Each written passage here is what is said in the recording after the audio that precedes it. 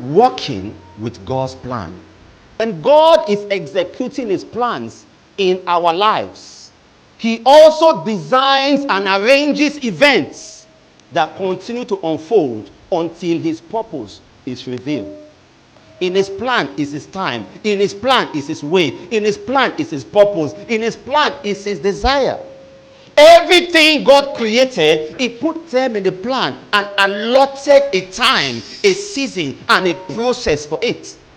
We cannot walk contrary to God's plan and expect to reap the blessing in his plans. If you don't want to end up in failure, be sure to begin with God.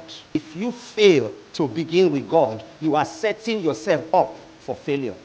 Faith casts out fear. If you are in faith, then there is no fear in you. But when you are afraid, uncertain about the next hour, that shows that you have not truly believed.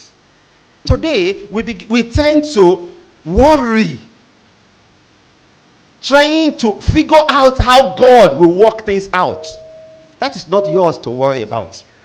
How God will work things out, that is not yours to worry about. Just focus and follow the instruction. When you fearlessly act on God's word and consciously put your trust in him, victory is as sure as the rising of the sun. When you walk contrary to God's plan and God's design for your life, it affects the products, the quality, the quantity, the time, and the execution of God's projects in your life and God's purpose in your life. If you are able to align yourself according to God's word, God's will, then you are directly aligning yourself according to his plan to achieve his plan for your life.